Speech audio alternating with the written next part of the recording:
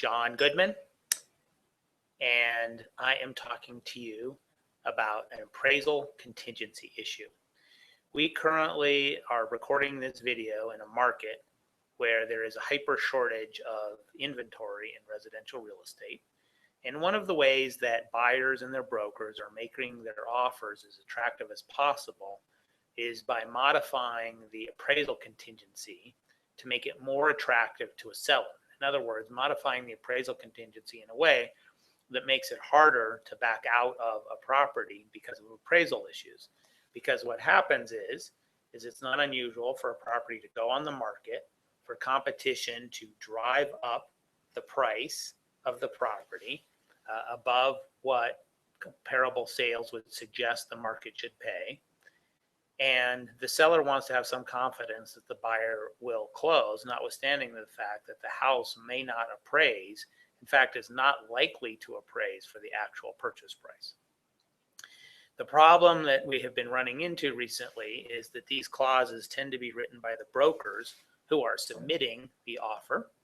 And sometimes there is language that creeps into these modified appraisal contingencies that creates at least the implication that the seller has an obligation to lower the price to meet the appraised value of the property.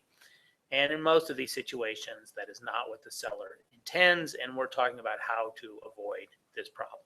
Okay, what's the simplest solution? First of all, the simplest solution is, and remember, this is an issue for sellers and listing brokers.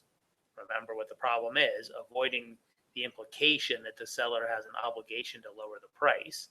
So the simplest way for a seller or listing broker to avoid this ambiguity about whether the seller has to lower the price is if an offer contains a modified appraisal contingency, or if it's important for the seller to modify the appraisal contingency, the simple solution is to delete the appraisal contingency. That is, the buyer's contract, the contract itself is no longer conditional upon the property appraising for the purchase price. There is just no appraisal contingency. That's a simple solution. Next concept is, remember, you're the listing broker. The selling broker is writing these offers up in a way that not necessarily mindful of your client's best interest. So you have to read it. And if there's any ambiguity at all, you want to have your sellers talk to a lawyer about it, because it's not typically the seller's intention that the seller will have to lower the price to meet the appraised value of the property.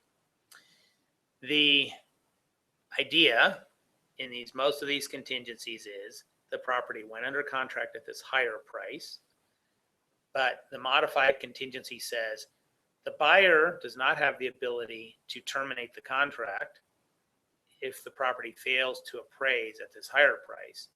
The buyer's obligation, the buyer's ability, the buyer's right to terminate depends upon it appraising for some figure below what I will call the trigger price, the trigger value, the actual appraised value. And the idea is that if it appraises at this trigger value or higher, the buyer does not have the ability to kill the deal, and the buyer has the obligation to increase the cash, the down payment, to bring these additional funds to the close of the transaction. It is not intended that the seller has an obligation, for example, to lower the price to this amount.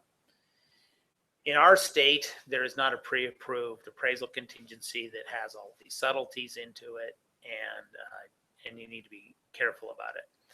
We think also a contingency like this, from a seller's perspective at least, there not only needs to be the obligation for the buyer to bring in the additional funds, there needs to be representations from the buyer that the buyer has the funds to bring in, and it's also a good idea for the seller to actually check to see whether the buyer does have those funds before the seller enters into a contract with that buyer. That's it. Again, remember, what the goal here is to avoid the implication that the seller has an obligation to lower the price to meet the appraised value. If you're the listing broker, if you're the seller, you want to avoid that implication. When in doubt, talk to a lawyer in your jurisdiction. Good luck.